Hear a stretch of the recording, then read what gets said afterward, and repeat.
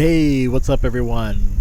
So, for this topic of my comic book journey podcast, which I'm your host, Kennedy, today we shall go back to 1986 with the question, issue number 1, with DC Comics. This is the script is by Dennis O'Neil, penciler Dennis Cowan, inker Rick Magyar, letters by Gaspar, colors Tatjana Wood, and editor Mike Gold.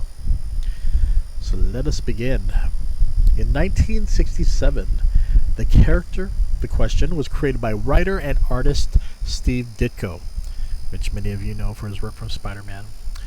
First appearing in Charlton Comics' Blue Beetle, issue number 1, the character was acquired by DC Comics in the early 1980s and incorporated into the DC universe.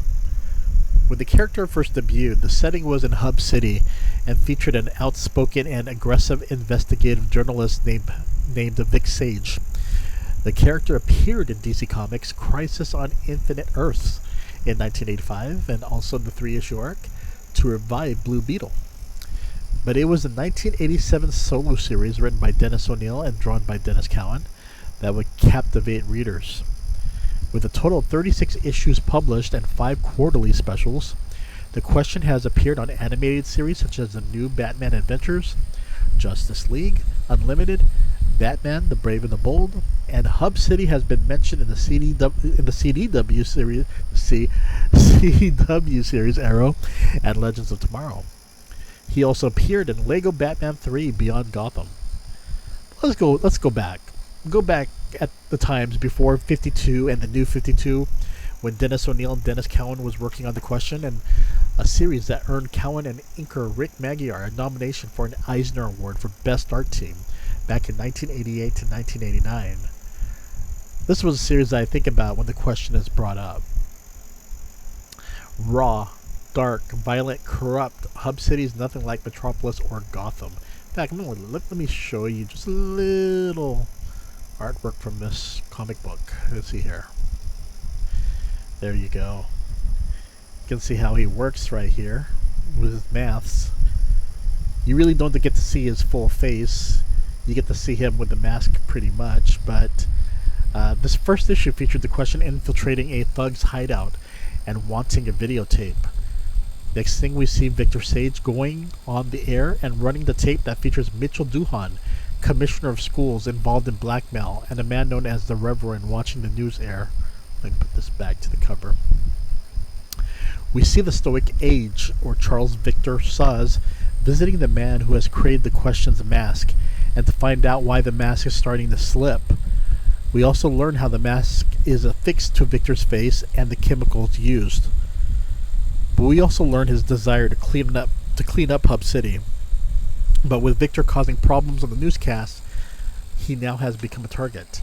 The Reverend and his men sent a message to Sage to visit them at a location, and sure enough, Sage doesn't show up, but the question does. The first issue, we see the protagonist of the series literally getting his butt kicked, tortured, beaten, and left for dead. This is no doubt a fascinating issue, because the question is nothing like we have seen in comics. This is a protagonist who could care less. He's cocky, arrogant, but he's also quite mysterious and often talks about himself in the third person. But most importantly, the first issue establishes the darkness and corruption of Hub City that is integral to the plot and future stories. If there is one major obvious fault of the series, if Victor Sage and the question are to be seen as two different people, they wear the same clothes.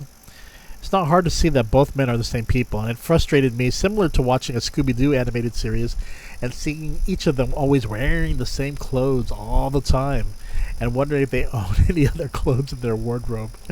That was one thing about comic books and animated series that got into my nerves. People wearing the same clothes over and over and over again. And reading this series, those thoughts kept staying in my mind, wanting to plead to the editor to please distinguish Sage and the question by at least changing the color of the clothes at least. Now that's just the OCD in me, I suppose.